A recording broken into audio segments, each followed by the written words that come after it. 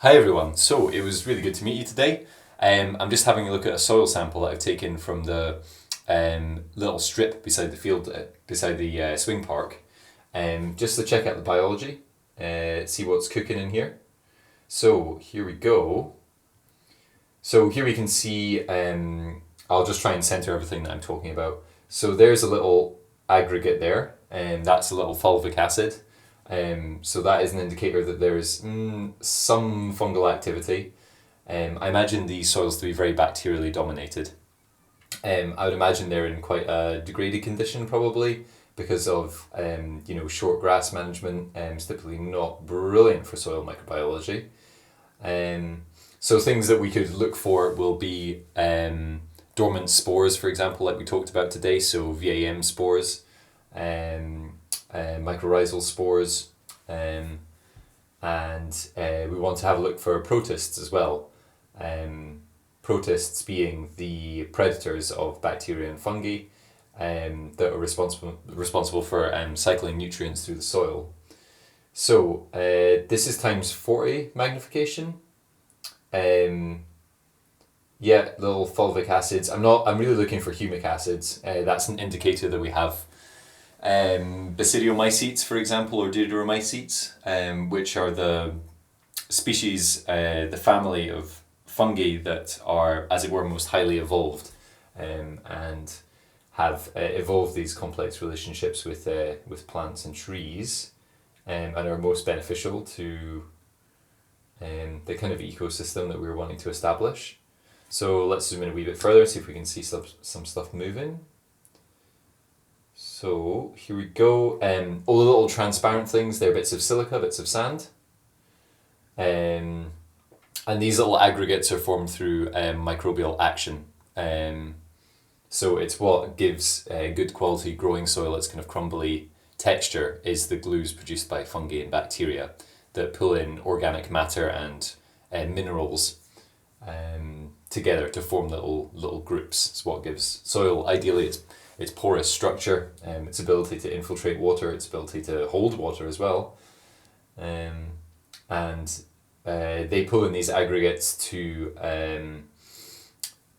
essentially act as like a food source, so a larder basically for themselves, and also they make it in their home. So it's for protection, for food. We're not seeing much great stuff. We're seeing no fungal hyphae. No fungal hyphae whatsoever. Excuse the very fast panning, but fungal hyphae are quite easy to pick up. Looking for a long strand. We're not seeing any pathogenic fungi, which is quite good. No omycetes in here. That is possibly a root hair there. Let's just quickly zoom in on that guy. See what we got. So here we can see, this is times 400, the little moving things are bacteria. So that is just a piece of probably cellulose. You can really see the minerals very clearly here. So everything that's moving is a bacteria.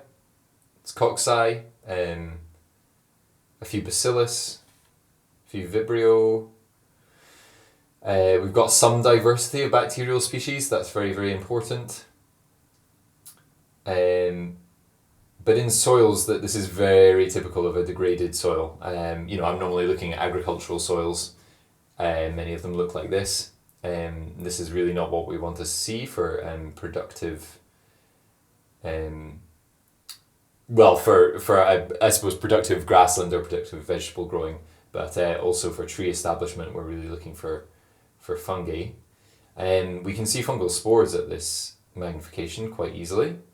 They appear big, round, orange. They have a phosphorus deposit in them if they are a VAM spore.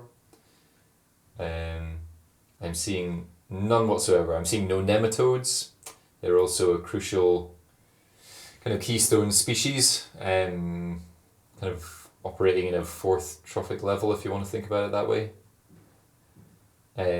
Huge numbers of bacteria, and none of the predators to to keep them in check and also cycle nutrients.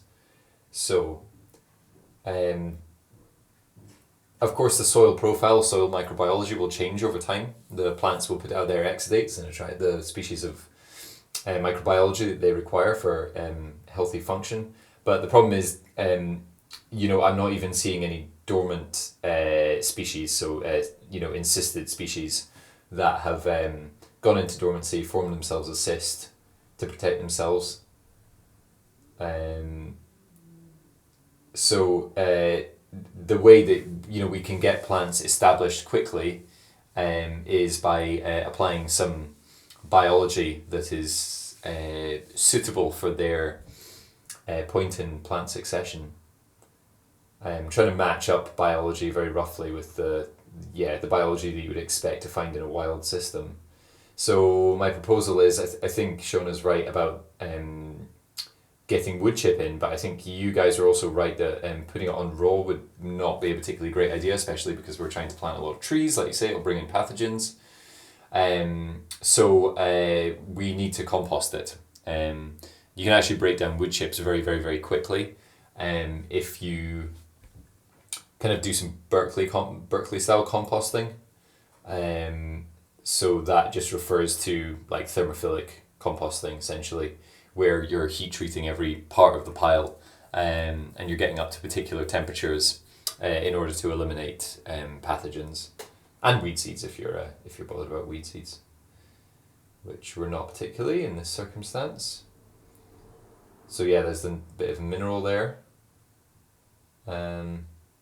So yeah, we would expect to be seeing the things that we want to look for in the protists are the amoebae, of course, flagellates that have little flagella, that's how they propel themselves around. Nematodes we definitely want to be seeing,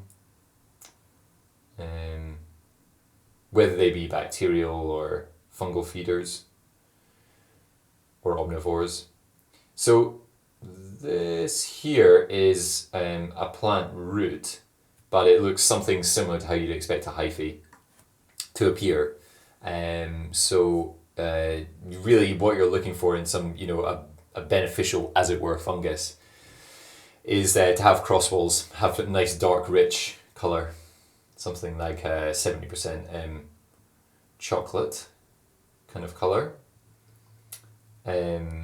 There's lots of interesting research being done about pathogens in soil actually, in terms of, we can see something very fast moving there, that could possibly be a ciliate.